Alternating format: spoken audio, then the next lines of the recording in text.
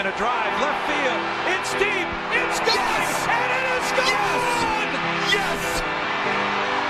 It is bedlam at the bank. But the doctor, yes, he's got it. Here he comes. Way back to baby, the Cleveland slammed up. And the doctor made a sensational play. Harlan front the foot, did he score? And Giroux got it. Goldstein fires. Left and goal. Birdie back again. He's got to be 10 and full forward. And he fumbles the football of the Able Island. We welcome you to the Phillies Sports Hour here on December 14th. Happy Saturday morning, everybody. A lot to go over this week. We got Eagles, we got Phillies, we got Flyers, and we got Sixers. We got Eagles drama. We got some Flyers praise. We got some Sixers debate, and we got some disappointing Phillies news over the past week. And we're going to talk some college football this week. Not usual that we talk about some college sports and Philly sports, but we're doing it this week. Too much happened last week in college football to pass it up this week. And helping us talk about a few of the things today is Philly Sports Report's Zone, Bo Lynett. Bo, checking in from warm Florida. How we doing? Doing very good. Yeah, much better than back home in PA. So I'm very happy to be here right now. Yeah, we talked a little before. It's freezing here in Philadelphia. It's like 30 degrees. What's the degree out in Florida? 70s, 80s?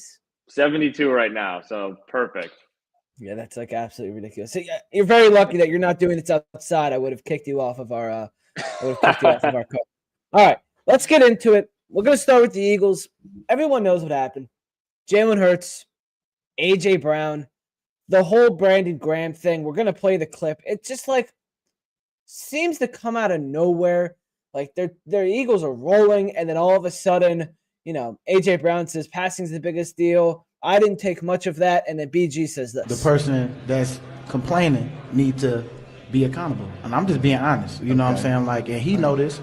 I don't know the whole story, but I know that one is trying, and I mean, 11 could be a little better with how he respond to things, and they was friends before this. It's like, man, but things have changed, and I understand that because life happens. But it's the business side that we have to make sure that we don't let the personal get in the way of the business, and that's what we got to do better as right now because we know it's an issue. Everybody's seeing some things, but we need to be able to talk things out as men. You know what I'm saying?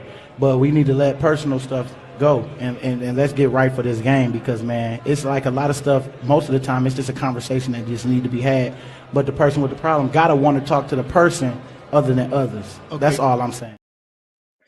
So my biggest takeaway is they were friends before this, but life happens. That to me is like, oh my God, Jalen Hurts and A.J. Brown hate each other. Things are falling apart. It feels like 2023 again. Everyone hates each other. When you originally watched that video, what was your first snap? Oh my goodness, something is wrong. Yeah, so for me, it's kind of just – it seems like it's just BG kind of like defending his quarterback. Like, you see that AJ kind of just gives that one-word answer, passing. He doesn't – you hear that and you immediately think, all right, he's blaming Jalen here. Like, passing can mean a lot of things. Passing can mean that he needs to be better. Passing means that the protection needs to be better. But you hear passing, you just immediately think that, oh no, there's a problem here between Jalen and AJ. And then BG goes out there, and this one's really interesting to me because a lot of times when we get something like this, a lot of people kind of blame the media, oh, this is Philly media's fault. They're kind of they're kind of blowing something out of proportion. This isn't a media thing. This is, unless you want to count BG as a member of the media, this is an actual player on the team, kind of unprompted, going out and kind of airing this kind of beef. And that's kind of what's really interesting to it about for me, because this was just so unnecessary. This was something that didn't really need to be addressed, but now we're seeing all the damage control. We're seeing all these and this is all that anyone's able to really talk about when they should be talking about the fact that the Eagles are 11-2. This is a really good team. Everything is rolling. Saquon Barkley is a MVP candidate, but I mean, just hearing BG kind of just go out there and just be immediately yeah, these guys were friends. Now maybe not so much. it's concerning. Like, so much was talked about how bringing in AJ, how close him and Jalen were, and how much of a connection they had. And if that's something that's kind of not so much a thing anymore, I think that's a pretty valid concern moving forward with this team. Yeah, it is. And then it's kind of like BG, like he said, like trying to keep it in house, and then he's the one blasting it out to the media. So that was kind of strange. 15-year veteran, the leader of this team. BG should know better. He should. Everyone loves Brandon Graham. This is the first time he's done something where, like, dude, what are you doing? Yeah, that's what I'm saying. Like, he's been in that locker room longer than literally anybody else. Everybody in that room has massive respect for him, from the coaching staff to the players, everybody. I mean, like, he's going to be an Eagles Hall of Famer. The second he retires, he's going into the Eagles Hall of Fame. There's no doubt about that. So it was really just baffling to me that he does this. I don't know where it came from. I don't know what was prompted. Because BG is we know this. He's an emotional guy. He kind of wears his heart out on his sleeve, and that's what we love about him. But I don't think that this was something that he needed to bring up to anybody other than the people who are in that locker room. Like, even if that even, I mean, this is really something that I feel like he could have just kept to himself, because not only is he, like, not in any way involved in the passing game because he's on defense, but unfortunately, as we know, he's pretty much done. He's done for the season. So it's just something that doesn't really make a lot of sense to me, especially considering even if the relationship between Jalen and AJ has changed and they're not as close as they once were, that's fine as long as they have a good working relationship. They do not need to be best friends to go out and be a good quarterback and receiver duo. But the fact that BG brings this up and kind of hints at the fact that there could be an issue, like that their interpersonal relationship is affecting their playing relationship, it's just a very strange situation.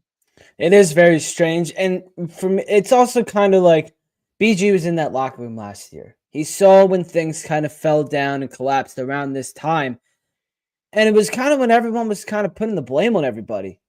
There was something going on in the locker room internally.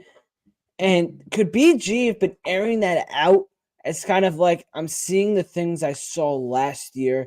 Let's air it out so it's minimized as much as possible before we get into this stretch of, the Steelers and the NFC East teams. Could it have been a little bit of some, PTSD from Brandon Graham? It feels like kind of a stretch, but could it be? Yeah, I think that's certainly possible. I mean, we know last year, even when they were 10-1, like, there was never a game where you really felt good about an Eagles win. They were always kind of right down to the wire. They were close. And then you would hear the reports in the locker room that, like, there wasn't really any celebration. They weren't happy with these wins. They knew that they could be doing better. And all reports from this recent game against Carolina is not a good team. This should not have been a close game. But it was, and the locker room, I guess, kind of reflected that. And so it's possible that seeing that, BG kind of just wanted to get ahead of it and kind of be like, yeah, like, we know that, like, we know that this is an issue. We just kind of want to, like, these things have changed, and we just want to, like, we got to show that we have each other's backs. I guess he's trying to show that he's got Jalen's back in that situation. But if that is what he wanted to do, I think he definitely just went about it the wrong way. And I don't agree with the method. Yeah, definitely. Never a dull moment with the Philadelphia Eagles. Here's Tim McManus, after this happened, reached out to Brandon Graham. So this is what BG said. I just assumed about their friendship, and it made me out to look even worse because I had it all wrong, and now people are going to run with that part. And then he goes on, I really just want to win. I want brothers to be able to hash it out. He said he's going to apologize to both of them, and I don't know why my computer won't scroll. There we go. His message, he wasn't trying to be decisive, just wanted to use the media in a bad way. I can't do either, blah, blah, blah. And he made a mistake. So, I mean, this doesn't really help anything at all for me because, I mean, he still went out and said it. Like, I don't know, like, still kind of not the right thing to do. Yeah, it's like it's clear damage control at that point. It's like that at this point that went out, and somebody from the Eagles PR team said, "Hey, like you got to fix this. Like this, we can't have this out there." But like it's like toothpaste out of the toothpaste bottle at this point. It's what he said is out there. You can't bring it back. No amount of apologizing is gonna fix that. But then it's the first thing really interests me because like he's like, I made an assumption about their friendship. Like why he kind of definitively said like their relationship has changed, but now he's saying he made an assumption about their friendship. So he either didn't know and is just kind of like basing this off of what he's seen, or he's like in his apology he has to lie to make it seem like it's not as bad as it is, which I don't know which one is true. Neither of them are a good thing. So it's just a very, very weird.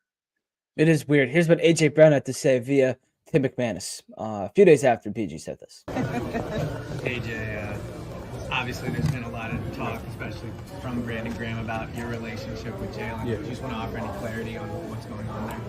Yeah, BG is just being BG. He's emotional. In that case, he just misspoke. Me and Jalen are good. So it's BG. Everybody loves BG. He's speaking from the heart. He's just giving his perception or something from the outside. So He's around you guys, all the time, though. Could you see where there might be a misperception based off of I think that's what everybody. I think that's what the world did. They perceived what I said about passing and felt like it was an attack on Jalen, and I think that's what he did. Me and Jalen relationship. All right, so he says him and Jalen are fine. The relationship's fine. It was kind of been blown out of the water what he said, what BG said. Is this just something of nothing? Are we blowing, as Eagles fans, as media, blowing this situation up, and it's really a nothing? Yeah, I really don't think that this is anything that we need to be concerned about. Like, it's the passing offense has not been as crisp as it was in years past. A big reason for that is because you have an MVP candidate who's potentially is on track to break the all-time rushing record in Saquon Barkley. This team is a run-first offense, and it should be. And obviously, that's going to affect the receivers. They're not going to be happy about that. The numbers are way down for both Devontae and AJ this year. And of course, part of that is because they both missed a few games. But even so, like their average targets are down from last year. AJ still has, I think, 836 yards. He's going to hit 1,000 again. He's going to for the third straight year in a row. His yards per target, his average reception yards per reception is up. He's at 17.4, which is his highest as an Eagle, which I think he's kind of viewing as he's trying to get the most out of each catch because he knows he's getting less. But I don't think there's not really times in the game where you see like Jalen intentionally looking over AJ, and he has missed AJ, and that's because I think he's kind of holding on to the ball a little bit too long. That's a separate issue. But I don't think that's like a personal issue. I don't think Jalen is doing that to try and spite AJ. Like, both of these guys just want to win, and people are saying that like AJ is TO, and like he's kind of just this receiver that kind of came in and he's a great player, but he creates all this drama. He's not TO. TO came in and kind of created drama because he wanted a new contract. AJ, and he doesn't even create drama, but AJ kind of comes in there and speaks his mind and kind of gets in trouble for it because he wants to win. AJ assumes, and correctly so, that the more he has the ball in his hands, the more likely the Eagles are to win. And he's 100% correct in that. The more you get the ball to AJ Brown, the better the chance you have of winning. And Jalen knows that getting the ball to AJ is a good way to win. Getting the ball to Saquon is also a good way to win. It's just there are too many good options for Jalen in this offense and only one ball to go around. And I think that's just everyone's kind of just blowing this whole thing out of proportions. All right. But you did mention it. The passing offense remains an issue. That is something to be concerned about, is the passing offense. AJ Brown is not wrong there. And you're going up against a pretty good defense this week, tomorrow, actually, in the Pittsburgh Steelers. Last week against Carolina, Jalen Hurts only had 108 passing yards. It's not a lot. His completion, but he's not throwing the ball as much either. He's taking some sacks, some other stuff. He's holding on to the ball for too long. How do you fix the passing offense? And does it need to be done this week? I do think you need to fix the passing offense. I think you're going to have a hard time doing it this week. So Pittsburgh has only allowed 300 yards twice this year. They allowed it to Dak when they played the Cowboys, and they allowed it to Burrow when they played the Bengals. Jalen's only had one 300-yard game this season. Against the Saints, he went for 311. His second highest game in terms of passing offense was 278 in the opener against Green Bay. So there is clearly an issue here where the Eagles are not able, for whatever reason, to get the passing going. And I just think that this is a very, very good Steelers. This is an unreal Steelers defense, which can cause problems. Jalen's been very good about, he opened up the season with a lot of interceptions. He's been very good about keeping that down. But you kind of wonder, is he doing a little bit of course correction here? Are these receptions down because he's being a little bit too conservative with his passing? I mean, because of his 5 picks, 3 of them were against veteran safeties. He had one against Xavier McKinney, Jesse Bates, and Tyrann Mathieu. And this Steelers team has Minkah Fitzpatrick, who is a very veteran, savvy safety. Hasn't had any picks this year, but that's something that you always just have to keep in the back of your mind. I don't know what you could really do at this point to fix the passing offense, because it's kind of like the way that the Eagles just get off to their slow starts. Like, they can't keep going through these entire first quarters without scoring. They can't keep going down 9-0 to the Ravens or things like that and then just kind of dig their way out of the hole. If you want to beat good teams, you want to beat playoff teams, you have to build a lead and hold a lead. And so I guess both of these issues kind of come from scheming, I guess. So if you want to kind of try to open a game and just establish the pass right away, that could work, but that could also lead to just more 3-and-out situations, especially now that Dallas Goedert is down. So that's your number 3 passing weapon out probably until the playoffs. So it's a toss-up. Yeah, I mean, there's just so much that seems to be like wrong with it. And if you don't get Saquon going, because it seems like if the passing offense isn't working, you turn to Saquon, which is not a bad alternative by any means. But Pittsburgh's defensive line is one of the best in the NFL. TJ Watt is, unbelievably good at his job. If you can't get the running game going with Saquon, you're going to have to open up the passing game. Can the Eagles win with turning to their now plan B, passing? I think they can, because we've seen them do it last year. We saw them do it, and in 2022. I mean, this is a team who we've seen, even in 2022 against the Steelers, A.J. Brown had a 3-touchdown game where Jalen was literally throwing to him in like triple coverage, and he was bodying everybody. So this team, we know that they can pass. We've seen them do it. I think they just kind of need to be confident in that. I think because I believe Kellen Moore is very good about reading situations. That's why I think they're better much more in the second half than they are at the start of the game. They kind of come in with the scheme, and when that scheme doesn't work, they'll pivot. And mostly that pivoting is just give the ball to Saquon and let him wear down the defense until he breaks off the long run. I don't know if he's going to be able to get one of those this game.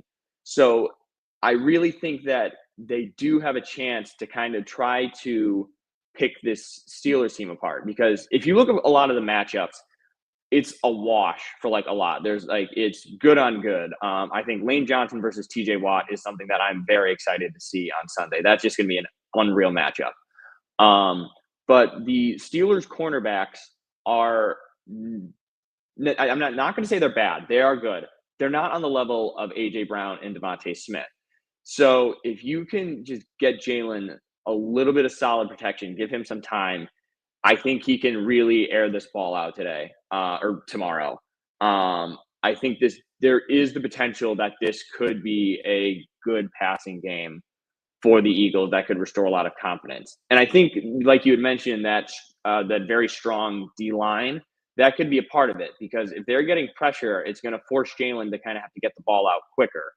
And if he's able to kind of just go through his reads quickly, and if his first option is AJ and AJ's open, just hit AJ.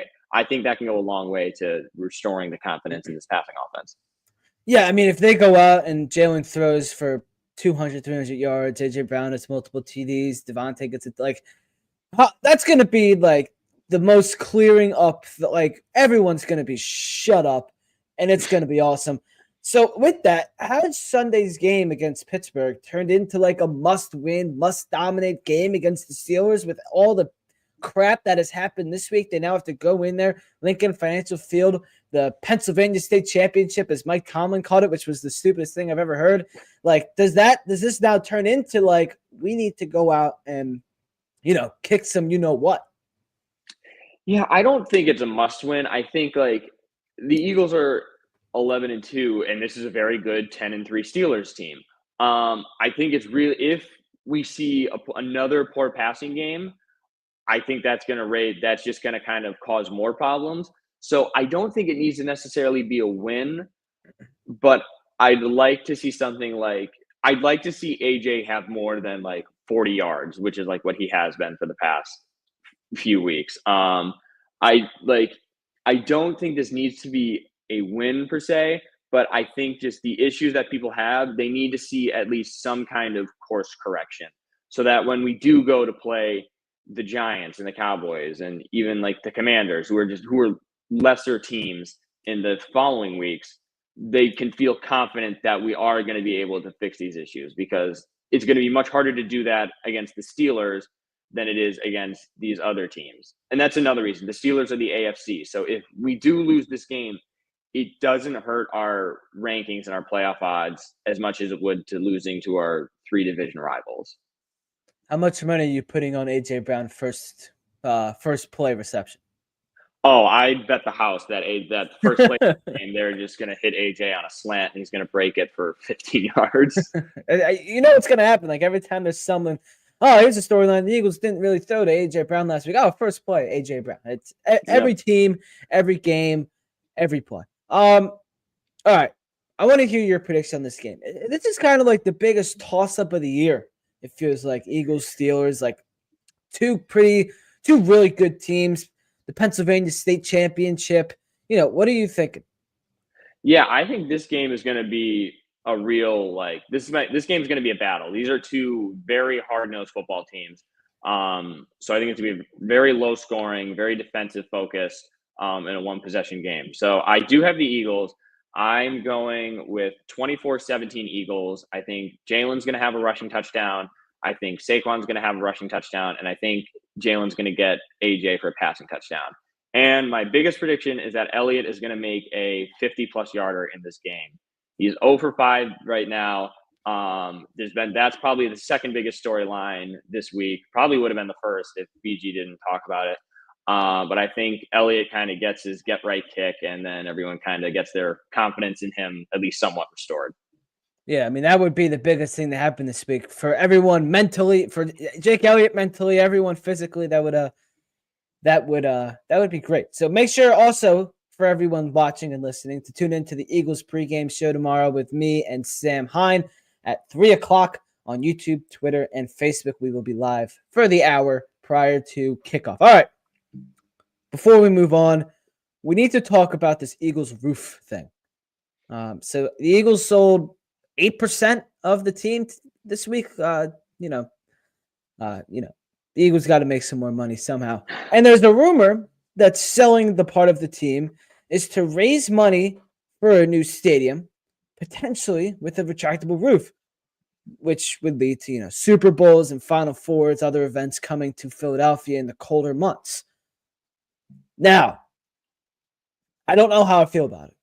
I like, a Super Bowl coming to Philadelphia would be awesome. A Final Four in Philadelphia would be awesome. But it takes away a lot of the football. Like, if it's raining, you're going to put the roof up. It's good for those who are, in attendance that don't want to get wet. But it's to watch football, guys slipping around in the rain is awesome. The Snow Bowl, which was 11 years ago last week, that was fun to watch. It's going to take away from a lot of these fun games to watch with the weather conditions if you get that roof, of course. But it'll bring in a lot of positive things to the city. What is your thoughts? Yeah, there's certainly a lot of pros and cons for both sides. Also, I just wanted to mention selling 8%, Jeffrey Lurie made more than what he initially bought the Eagles for. So if you have any, and this is for everybody, if you got extra change lying around, buy a sports team and just hold on to it. But yeah, so it's certainly interesting. We know that there's kind of been a movement for the whole NFL to kind of get these domes in. The one team who really seems that they won't be doing that is Buffalo, who is building a new stadium without a dome. And I'm not a dome person. I like you mentioned, I think it kind of takes away. I think football is played in the rain, football is played in the snow. It's an every condition kind of sport. It doesn't matter what it is. It's just two teams going out there regardless of conditions and trying to win. And I do think that being a team that's able to play in poor weather, that's a legitimate advantage. Like we've seen the Dolphins fail year after year constantly because they're unable to secure a home playoff bid and they have to go to Kansas City or wherever where it's cold and they just do not play well. So I think that kind of having that dome really just takes away a lot of what football is. But at the end of the day, it's not really that kind of a decision here. If this is Jeffrey Lurie's decision, he's doing it as a business decision. And getting a Super Bowl into Philadelphia and getting the college basketball playoffs into Philadelphia, that's a huge draw and a big like win on the business side. So I think it's going to happen. If I had to choose between it not happening and them getting a dome and them not getting a dome, I think they will be getting one. I'm not necessarily happy about it though. Yeah, I mean, it takes away a lot of the football, but also if it's a retractable roof, they don't have to have it on for, football events. But I don't know. We'll see what happens. They could also have some winter concerts at the Linc and stuff. So, definitely we'll a ton of fun things you can do with it. But that's just because then, especially with the retractable, then it's like if it's just like when do you do it? Like if it's just a drizzle, if it's pouring, if it starts snowing in the middle of a game? Like that's like what we had with the Snow Bowl. So it's a lot of interesting questions that are asked with this. Yeah, I mean, we'll see it's a ways down the road, but also you saw like the Comcast Spectacles plan with the Philly Sports Complex. Obviously the Wells Fargo Center and the Flyers are in. You're losing the Sixers, which I'll get to at the end of the show. So the Flyers are in. The Phillies said that they're in. They want to expand and make their kind of thing like the Braves have with the Battery in front of Truist Park. But the Eagles have never announced their support of it. They never said they're in, which could partially be because they're for the tailgating, which there would be no tailgating in that sense. But they never announced they're in. Has this always always been a plan for them? Like, hey, we're going to lock up that we can get a new stadium and retractable roof, build it on the other side of the complex, and then we can knock our side down, and they could build all the hotels where the Linc once was, right off of 95. We'll see. I don't know how it'll go. I don't know anyone that I can talk to about it, but it's like weird. It's a strange situation that like it's out there, but it doesn't feel like it's ever going to happen. And the Linc isn't old. No, and it's kept in very good condition as well. Like you see a lot of these other stadiums that were built around the time of the Linc about 20 or so years ago, and they're not taken care of. The Linc has a lot of staying power. It's still a very, very nice stadium. Every time you visit it, it feels like it's brand new. Yeah, I was just there for the Temple game a few weeks back in November. I mean, there was nobody there, so it was weird. But I haven't been to an Eagles game since Carson Wentz got concussed in Seattle. But I've been there for concerts. I've been there for Temple, and it looks pretty good. I mean, the concessions aren't great. I don't like there's a Little Caesars in every concession. It's pretty crazy, but maybe some better food options. And yeah, if you want better food options, build a new stadium. Maybe that'll that'll fix it. Get Little Caesars out of the Linc.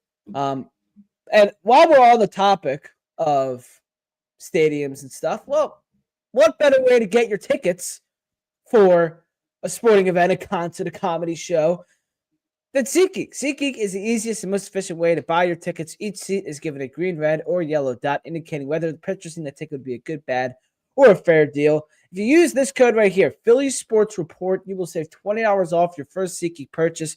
Philly Sports Report. That's all one word, no S at the end of reports. $20 off your first SeatGeek purchase. Link is in the description or the bio to save. Thank you to SeatGeek for sponsoring this show. All right, let's skip it with football. And we just talked about college basketball. Let's talk about college football. Oh my goodness, what a week for college football. We'll get to the college football playoff in a minute. I want to talk about this Bill Bellichek thing. 5 years, $50 million, $20 million in NIL to the University of North Carolina. Bo, what in the world? How did that happen? Your guess is as good as mine. I mean, that's kind of just monopoly money at this point. It just kind of blows my mind how much college football has changed and turned into minor league NFL at this point. That being said, though, I really like this move for Bill Bellichek. I loved seeing him in the media. I loved kind of getting his perspective. I thought that was great, but he's a coach, and like this is always going to be the path for him. I never assumed he'd go back to college, but kind of the more I thought about it, like the more it kind of made sense to me. Like he goes to a team that's kind of they're a nothing really in the world of college football, and I'm sure that he saw what Sanders did, Coach Prime did in Colorado, and he's like, I want to try that. So he kind of gets to go here. And he gets to be the reason that this team could become a legitimate like name in college football. I think that Belichick likes the fact that in college he has a lot more control. We've seen his coaching style now for 20 plus years. We know what he likes, and if he doesn't have to deal with all the egos and the money of these superstar NFL players, like he's not going to have an Aaron Rodgers situation where we know it's really the quarterback who's running everything. He will have total control. And obviously, again, like college football has changed in the fact that like with NIL and the transfer portal and everything. But I really think that this is the perfect situation for Belichick. He's able to just kind of go in there and just kind of get his fingerprints all over this team. And I think he can legitimately turn it around and make it very similar to Deion Sanders in Colorado.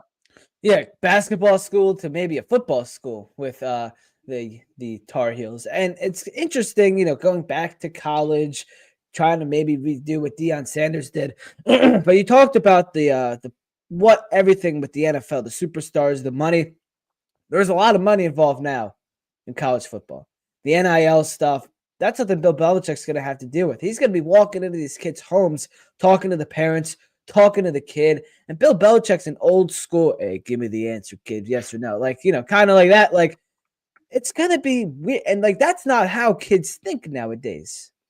I'm one of them. You just got out of college. Like, that's not how, like, our generation does things, like, on the spot, like how Bill Belichick ran the Patriots.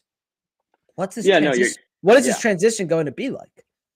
I think it's going to be a little bit of like a culture shock for him. I think he has his finger on the pulse of all football. He knows that there's been this changing of the guard in college where the kind of powers shifted a little bit, where it used to be the coaches had all the power and the players had none. They were at the will of the coach. They kind of were promised something. They get to the school. Maybe you were told that you were going to be a starter in your recruiting, and maybe you kind of just have to sit on the bench for 3 years before you get your shot as a senior. That's not the case now. Guys come in, they don't get the playing time they like. They hit the transfer portal. They go somewhere where they know they can play. I still think that regardless of how much more power has been given to the players through NIL and the transfer portal and all this, it's still not nearly as much as what he had to deal with on the Patriots and in the NFL. So I think it is going to be a bit of a shock for him at first, but I think he will be able to adjust because he is in a situation where he is the person making the most money in that room, and that was not the case when he was in New England. So it's going to be a little bit of a shock to him, but I think he will eventually adjust. Yeah, it's going to be interesting to see that. And also Mike Lombardi joining him as the general manager. Some clown named Mike Lombardi told Peterson that he was the least qualified head coach in the NFL. And now Mike Lombardi's making bank with the Tar Heels. Like, what? Like, this is the strangest situation. Like, this is just Bill Belichick this just feels like him bringing his guy along. Like, this is just kind of somebody who's been attached. You just like Belichick's coaching tree is kind of terrible. I mean, like you've seen the Andy Reid coaching tree and how many coaches have gone off from there and been incredibly successful coaches in their own right. Belichick has just been that kind of guy where if you worked under him, he's so controlling, and he is just so much like a part of every facet of the team that like these coaches I just think they can't thrive on their own. And so Mike Lombardi, I guess, just kind of recognized that he's a nothing without Bill Belichick and has just completely attached himself to him. And wherever you go, Bill, I'm going to follow. You go to UNC, get me a job at UNC. And so that's what it is. All right. Well, Mike Lombardi, horrible take on Doug Peterson, but now is the general manager of the North Carolina Tar Heels. All right, let's look at the college football playoff bracket. Here it is. What are your thoughts on it?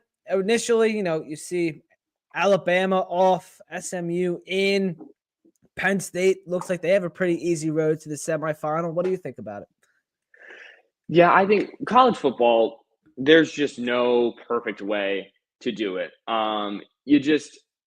There's always going to be somebody left off. There are too many teams. They never get to play each other in a way where you can really tell who's better than who. I think that this is the best version of the college football playoffs that we have seen so far. I think you're going to be hard pressed to kind of find somebody arguing that. Like before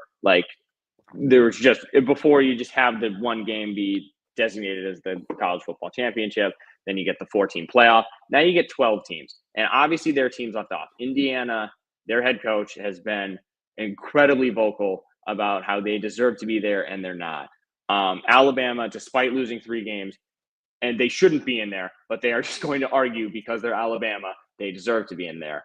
But I think that this is a step in the right direction. We're seeing 12 teams that deserve to be there.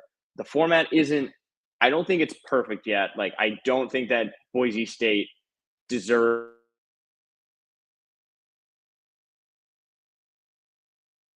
sense to me.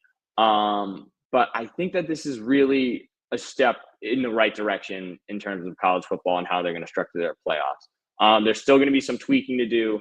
There's still going to be some work in the years ahead. But I really like this. I'm a fan. I'm excited to see how this goes. And I do agree with you. I think Penn State has a very, very favorable bracket schedule just looking ahead. But at the same time, anytime they play a ranked opponent, it just feels like a loss. So yeah, it sure does. Especially that's just like the Penn State thing, even before James Franklin, but even with James Franklin. And that's the talk around the town, about down here in Pennsylvania is, can Penn State do something here? And SMU at Penn State should be a win. Boise State could be interesting. And then, you're likely going against Georgia in the semifinals. So that'll be very, very interesting. But what do you see? Who do you think will come out on top as the national champion in college football this year? I think that in the championship, we're going to see an SEC championship rematch. I think that Texas-Georgia game last week was an absolute barn burner, awesome to watch. And I think that was the best 2 teams in college football. I mean, not a crazy thought there to have Georgia back in the college football playoffs. But I think that this time Texas comes out on top. I think that we're going to see a little bit of a revenge game in the championship where Texas finally gets the win over Georgia. All right. Well, I don't hate seeing Georgia lose. So, I like when the powerhouse teams get knocked off. I just like at this point, I don't see anybody beating Oregon. Like, Penn State played unbelievable in that Big Ten game. That was the best their offenses looked all year. And Oregon came at they always come out on top against everybody. They're the only undefeated team. Like, can Oregon lose? Are they capable of it? It's a very fair question. I mean, there were a lot of questions with this team. I mean, they come into the Big Ten like, oh, what are they going to do? And they just kind of shut everybody up. And it's a very fair question. I think you just kind of need to look at their games against other ranked teams. Week 2, they did play Boise State, won by 3. They played Oregon State and won 32-31 in another really tight game. Other than that, the only ranked opponent that they played before Penn State was number 20 Illinois, where they won 38-9 pretty handily. So their schedule certainly hasn't been a cakewalk. They played the teams who are on the schedule. They played some very good Big Ten teams. But I think that they're human. They're not Superman. I think that we've seen when they play good teams, they play them hard, and it's close. So I do think that Oregon is going to have. I'm not surprised that most people think that they are the most likely team to win. I just think that this Texas team is a little bit more battle tested. So I think if they were to meet up in the semifinals, I think Texas would have the advantage. All right. Well, we will see how that plays out. Week 1 of the football playoffs, I believe, next Saturday. Right? Next Saturday? Correct. Yes. This week we got a break. No college football though. No college this week. So, but we got the Army Navy. There we go. That's important. It should always be in Philadelphia, but that's a different conversation for a different day. But something we are watching this throughout today at 2:00, the Philadelphia Flyers. And we are 30 games into the season. Game 30 featured a 4-goal night from Mr. Scotty Lawton. He was bringing the booms after the game. That was hilarious. Lawton has just always been like a great, he's not the most flashiest, craziest player on the ice, but he's always been a leader in that locker room for the Flyers. How much does he mean to this club on and off the ice? Oh, he means, I think, the world to that Flyers team. He's the second longest tenured Flyer behind Sean Couturier. And I just think there are athletes in Philadelphia who kind of ingratiate themselves into the city. I think Jason Kelce is the best example of that. I think Bryce Harper has done that ever since arriving. And I think for the Flyers, it's Scott Lawton. He has made Philadelphia his home since coming up with the team as an 18-year-old in 2012. And he's just always been there. He has seen this team at highs and lows. He's had legitimate playoff runs, and he's been on the team when they were one of, if not the worst in the NHL. His name has been floated in trade talks for years, and he's still just been here. And he has that A on his jersey for a reason. He is like just a Philadelphia Flyer personified. Like you said, he's not flashy. He's not somebody who you really kind of notice every night, but he's just somebody who goes out there, he does what he's asked, and he plays his heart out for the orange and the black. And I really just think a 4-goal game, first since John LeClaire in 2002, it could not have happened to a better guy. Like, I remember when that happened, I was just like smiling ear to ear, like, because he didn't even want that 4th goal. He tried to pass it off to Garnet Hathaway, who just immediately gave it right back. So he's the ultimate teammate. And I was so happy to see that he got that. It couldn't have happened to a better guy. It's crazy that Lawton has been with the Flyers for something. I remember like one of his first games. I was like, oh, this guy's cool. He's a cool looking guy, Scott Lawton. And now he's like, a great leader and player. And you mentioned the trade talk. It seems like the trade talks are already happening. We're 30 games in. We're nearly halfway there already, which is crazy. When it gets to deadline time, you didn't see the Flyers do much last year. They're looking competitive again. They're playing good teams very well. Got a pretty good one today against Minnesota, which will be interesting. What do the Flyers do? Lawton is there. There's some other guys there. They have 3 goaltenders. Like, what is the deal with the Flyers when, trades start to pick up a little bit? It's a great question. And it's a tough one too, because this time last year, the Flyers were 16, 10, and 3. And I think everyone kind of looked at that and said, all right, well, they're overperforming. This year, they're slightly worse. They're at 14, 12, and 4. Still a good record, still above Hockey 500. And I would argue that they're kind of playing as expected this year, as opposed to overperforming last year. Both cases, they were in a playoff spot at this time. Like, they are the final wild card spot. But I really do think that Danny Briere and this Flyers front office, like, they know that, like, this is not a cup winning team. Not yet. And the goal is not to just make the playoffs. Like, they could make some moves here. They could move guys, try to bring in somebody who could, like, keep them in that second playoff spot where they can make it into the wild card. But I don't think that's what they want. That's not what they wanted last year. That's why they moved on from Sean Walker. And a big reason why they didn't make the playoffs last year. I think their defense really fell apart at the end of last year. And if Sean Walker was there, obviously that changes things. And I think they really do make that last playoff spot. I don't think that we're going to see any moves to bring anybody in, but I really do think that we are going to see more trades, moving guys away. I don't think anything splashy. I don't think anything huge. Maybe just getting some, like, later draft picks. Just kind of trying to build up your draft capital that could, I guess, potentially be traded for higher draft picks. But I think at this point, this Flyers team is really about development. We're seeing a lot of contributions from young guys. Obviously, Matvei Michkov has been unbelievable. Owen Tippett seems like he's kind of starting to turn a corner. I think we've seen a lot of great production from Joel Farabee. I think Morgan Frost is also turning around. So I just think that it's going to be a small selling kind of trade deadline, very similar to what we saw last year.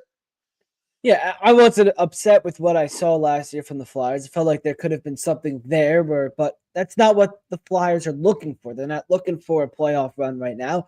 They're looking to develop and not rebuild, but kind of retool at this point. And, well, it seems like Matvei Michkov is going to be the guy that you can build around. The guy's incredible. He almost made a Michigan the other game. Like, he's doing something on the ice every night.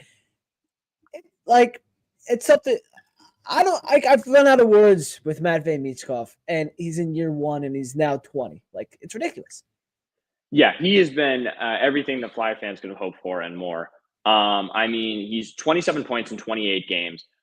He just turned 20 years old. You're right. You have a hard time describing just how good he is. He's the player that Flyers fans have been waiting for so long. I mean, like, even going back to, like, the last guy who could kind of be on this level was Claude Giroux. But even Giroux was buried behind Sidney Crosby and Alexander Ovechkin. With Michkov, you feel like you have somebody who could, like, legitimately not only be the face of the Flyers, but the NHL. And I think certainly the Calder Trophy, it's going to be a real toss-up between him and Macklin Celebrini, who's really coming along after coming back from injury. But I really just think Michkov has the way that he's just come in and immediately taken over and hasn't skipped a beat. It just blows my mind every time I see him out on the ice. He comes over from Russia early. He's right in the starting lineup for game 1, and it just looks like he's always been like an NHL guy. Like, there's been a flawless transition from the KHL to the NHL, and that really is what has been maybe the most impressive thing about him, is just the instant click and, like, good to go and domination. Yeah, when he came here, the goal scoring was going to be there. But what really kind of impressed me are his assists. Like you'd mentioned, like, he came in here and he's making passes where I don't know how he's seeing these teammates. Like, he's just putting the puck out on open ice and knowing that one of his teammates is going to be there to pick it up, and he's always right. And he's had a lot. He could have a lot more assists. There have been a lot of times where he's passed it to a teammate who is just unable to finish on the goal. But his just vision blows me away. And the chemistry that he's able to create, I think we've seen him and Travis Konecny have a really great chemistry that's really excited me. He's starting to kind of build a rapport with Owen Tippett, like we saw He got 2 assists for Tippett's, like 2 goals in 23 seconds a few games ago. I think the way that he is just able to know where all the other guys on the ice are at one time when he has the puck, it blows me away. 16 assists in those 28 games. He's also +5 from what he has played, and ever since he was benched for 2 games by John Tortorella, he has come out a different beast, and my goodness, has it been fun to watch. And the Flyers have had a bit fun to watch over these first 30 games. You're the Flyers guy for PSR. You're writing you're watching the games, you're doing the writing. What have you seen through these 30? Give me a Flyers check-in. If I'm going to the doctors and they're like, all right, how you feeling? This is my, your yearly checkup. This is the 30-game checkup for the Flyers. How are things looking? How are we feeling going into, kind of where things pick up a little bit? Yeah, so if I were a Flyers fan, I would be feeling extremely optimistic right now. I think this is a team that is doing well with the pieces that it has, and the pieces that it have are not as strong as the other teams in the NHL. You could be concerned with this team if you were to say, well, like, yeah, they're playing well, but it's because they're relying on these old guys who aren't going to be here in a few years, who are even potential trade tips. Like, no, this team, it's being led by this young core. It's Travis Konechny is the team's leading scorer and the most points on the team, and he's under contract for the next 7 or 8 seasons. Matvei Michkov, like you mentioned, on his entry-level contract. Owen Tippett kind of coming along, I think 5 goals in the last 6 games.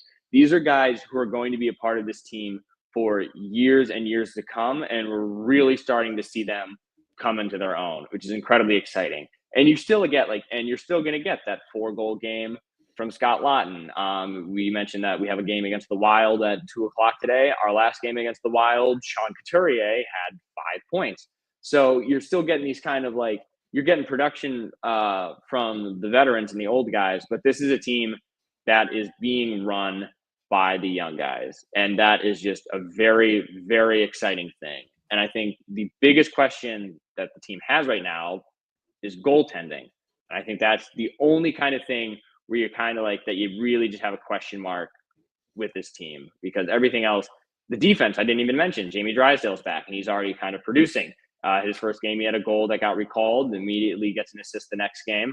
I think he's kind of been a breath of fresh air coming back. So it's just a lot of good on this team, a lot more good than bad. Yeah, you mentioned the goaltending. Sam Erson's back off of the IR. He's been playing well.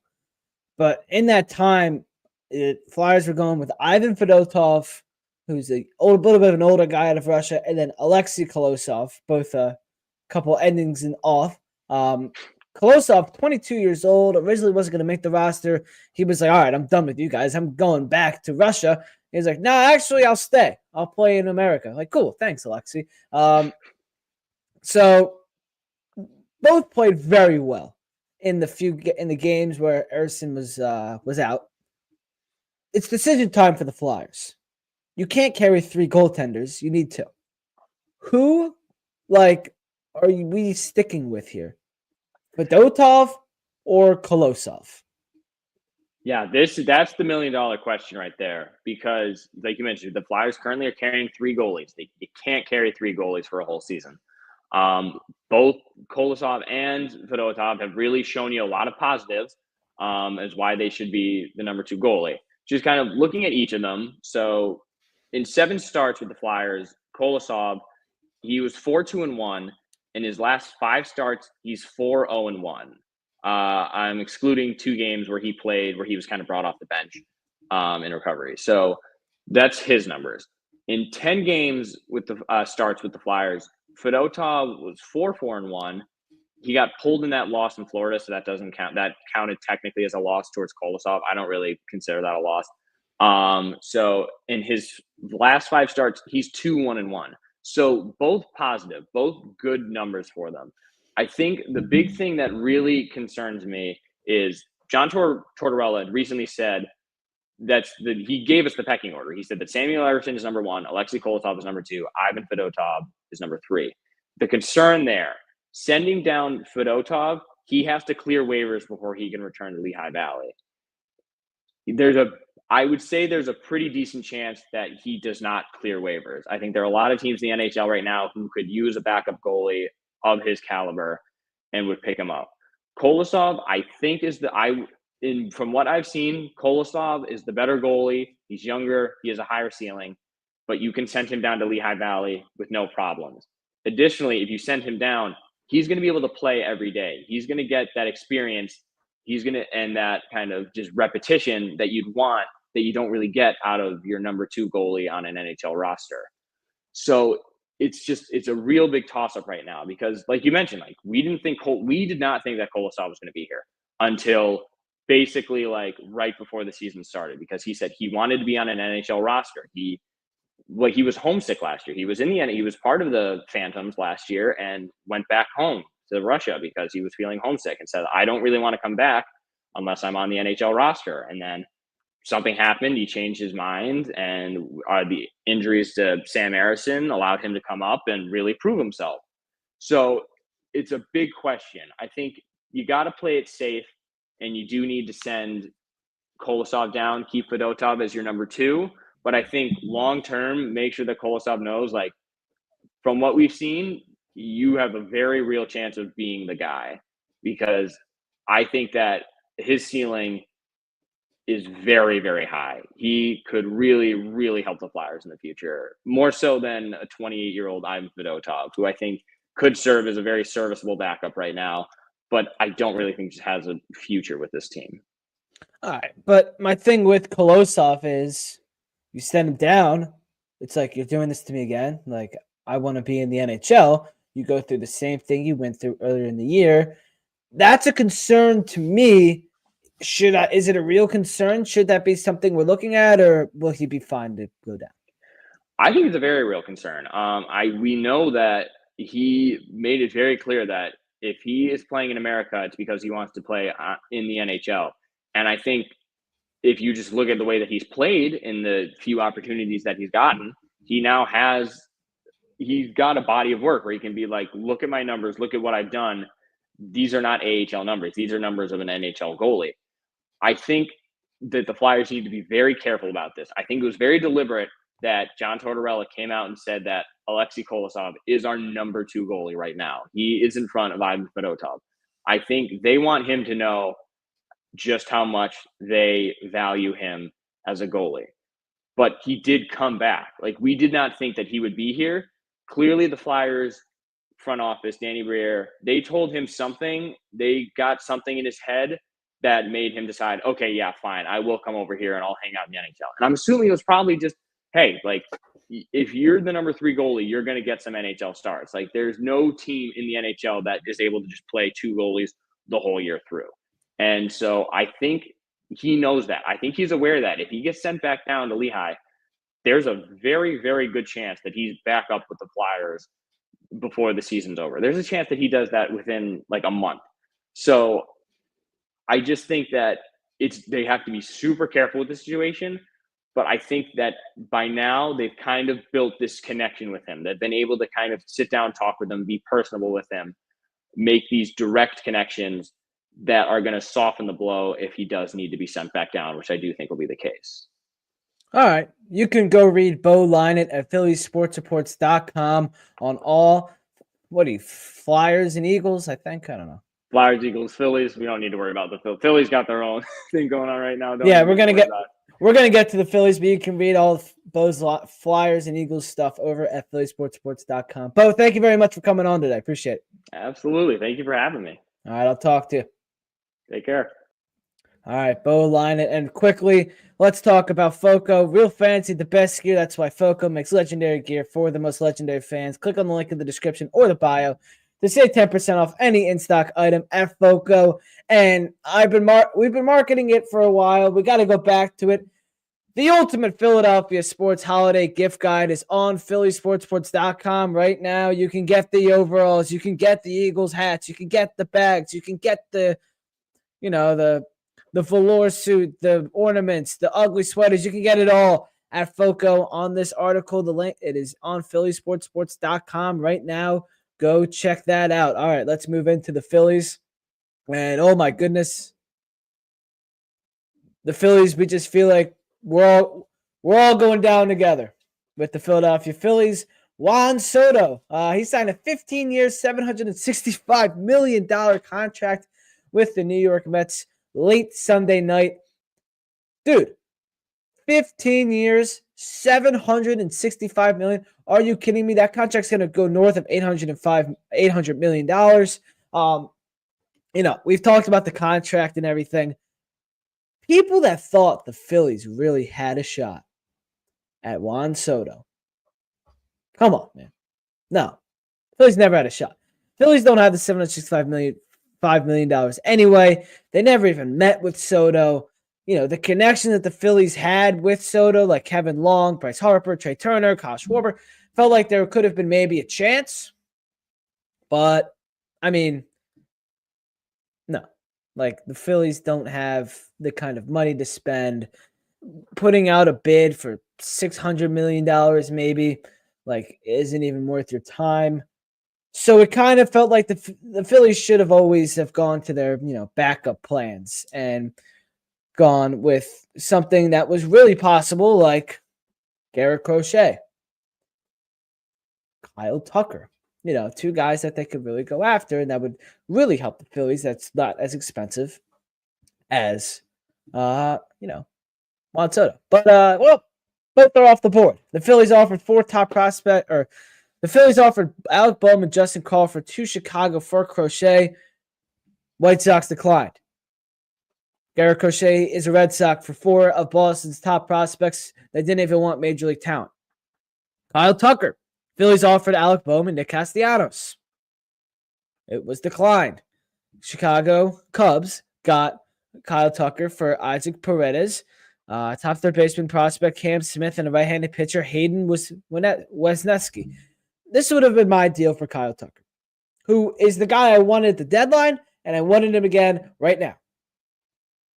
Bohm, Castellanos, Ranger Suarez, and a prospect. Unknown prospect. Could have been McAble, could have been whoever you wanted. I don't care.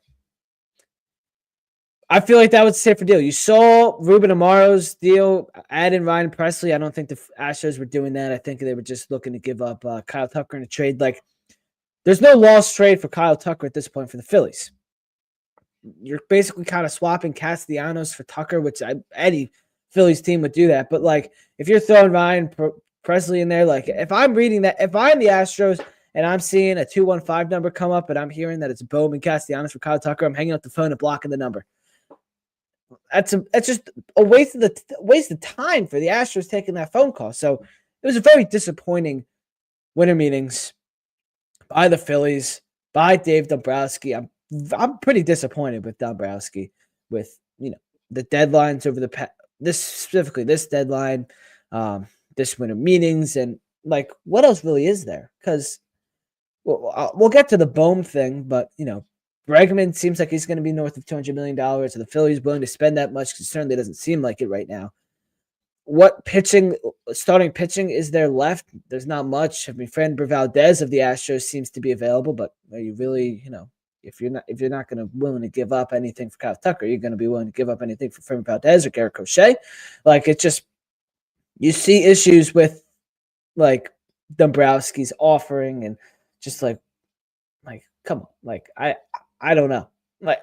The left field spot is open. It sounds like they want to do Martian Rojas in center. Who's left in the outfield? You got Tyler O'Neill, who might be the next guy up. There's problems here. And if the Phillies aren't chopping Bohm, which Rob Thompson said, which I'm going to play the video in a second, are you really going to do something? I don't know. Here's Rob Thompson on Alec Bohm. Well, certainly you've had a lot of talent on that team, the Kyle Schwarbers, the Trey Turners, the Bryce Harpers. When you look at someone like Alec Bohm, Topper, how would you evaluate his game? Geez, he's really improved so much. And I know the rumors are flying all over the place. We're not shopping him, but people are approaching us on him, so you got to listen. But This guy has improved so much, not just physically, but mentally over the course of the year, the 3-4 years he's been in the big leagues. Bobby Dickerson, who Buck knows very well, has done an unbelievable job with Alec, getting be better defensively, throwing accuracy, glove action. He's really a good hitter because he does the things that I was talking about not chasing. He does get good pitches to hit. He uses the entire field. He makes contact. That's why he's so good hitting behind Harper, because he's going to put the ball in play with runners in scoring position. He's not going to strike out. You can pretty much book an RBI if Alec is at the plate with less than 2 outs and runner in scoring position. All right, so praise for Alec Bohm, but it doesn't seem like other teams are viewing him that way. And if the Phillies aren't shopping Alec Bohm, then why is he being offered for, deals where it seems like he's very much being declined? Like, were the White Sox really inquiring about Alec Bohm for Garrett Crochet? Because they declined that. Were the Astros really inquiring about Alec Bohm for Kyle Tucker and then kind of a swap with Nick Castellanos and Kyle Tucker? Well, they declined that.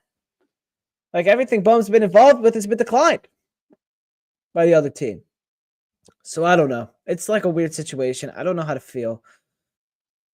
But there's problems with the Phillies right now. And it feels like things are starting to go a little bit south with the Phillies and their decision making. But we have to talk about the Sixers, which is also kind of going downhill. Joel Embiid last night suffered a sinus fracture. A what? A sinus fracture.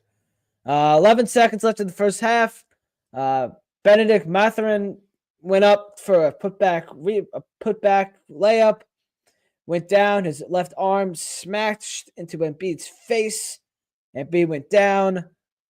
Left the floor. Did not return. Played 17 minutes. It's just another blow for Embiid, man. Like, he's missed 10 games this year. Like, he's just getting to the point where, like, he's just so unlucky. Like, it just every freak accident he's involved in, he's always getting the worst of it. 2018, where Markelle Fultz ran into him. That was strange. 2022 in the postseason. In Toronto, he got smashed in the face. Bell's palsy last year. It's always something with his face, Joel Embiid, in his eye. It sucks. Mentally, physically. Embiid said the beginning of the season has been depressing for him earlier this week. Like, it just, a lot of blame is going on Joel Embiid for not being ready to play and all this stuff. But, like, at what point with these injuries and these rehabs with his face and with his knee, like, does Joel Embiid mentally just stop? Like, just be like, I can't do this anymore. It gets, like you saw with Andrew Luck, he stopped playing football. He retired because of all his injuries. Like, at what point does Embiid do, like, I can't do this anymore? And you can call him soft. You can call him whatever you want. But Embiid is getting to a point where it is something new every single year, but it always involves his legs and his face, specifically his eyes. It feels like something different, something new every year. And this year it's been as bad as it has ever been, and he's getting so much hate for it. Should he have been ready to go at the beginning of the season after having all summer with his knee issues? Yes. But it's not his fault that as soon as he comes back and he's playing better, like he had 12 points in 17 minutes on Sunday. He had 31 points in 33 minutes in Chicago on Sunday.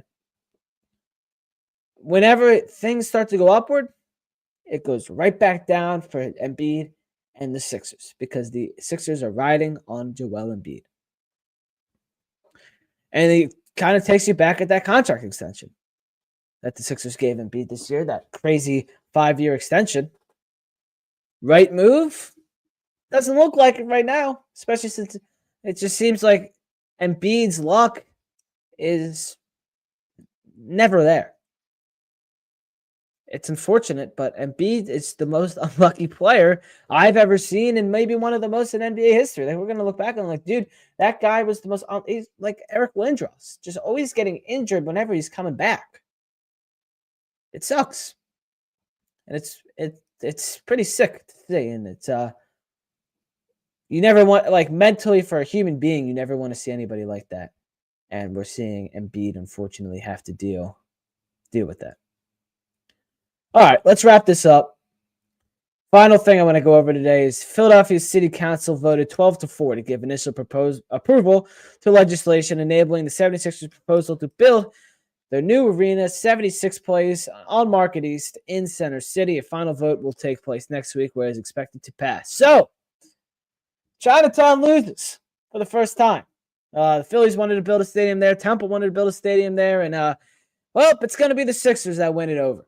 The Sixers will have their 76th place in Market East probably in 2031. Pretty crazy. No more 4 teams in the same spot anymore. That was fun while that lasted. This also kind of stinks, for the fan who's coming in from the suburbs. Driving is going to be a pain in the tuchus. I mean, when I'm down there, I'll be 2031. I'll be in college, I think. So, maybe I'll just be taking the train into the stadium. But, it's going to be weird to have a team not in that stadium complex for the first time since the 70s, 60s. I don't really know what to think. Like, this didn't feel like it was ever going to happen. It feels like whenever a Philadelphia sports team tries to get a new stadium or arena, never happens. But the Sixers are finally getting what they wanted. It's better than Camden. But hopefully that area gets reshaped and things will look better for that area. But we'll see. But we're well over an hour, so this show needs to end. Thank you, everybody, for watching and listening. If you ever miss a live Philly Sports Hour, by the way, you can go check that out on Spotify, Apple Podcasts, everywhere you find your podcast. Yeah, Flyers and Wallets. This afternoon, and Eagles Steelers tomorrow at 4:25. The pregame show will be on YouTube, Twitter, and Facebook with me and Sam. So go check that out. That's what's going on this weekend. I'll see you guys next Saturday. Make sure to like, subscribe, follow. See you guys next week. Go Philly Sports. See ya. Thank you. Swing and a drive, left field. It's deep. It's gone. Yes! And it is gone. Yes! It is bedlam at the bank. Look at the doctor. Yes, he's got it. Here he comes. Way rock the baby to treatment slam dunk. And the doctor made a sensational play. Pirates front the foot. Did they score?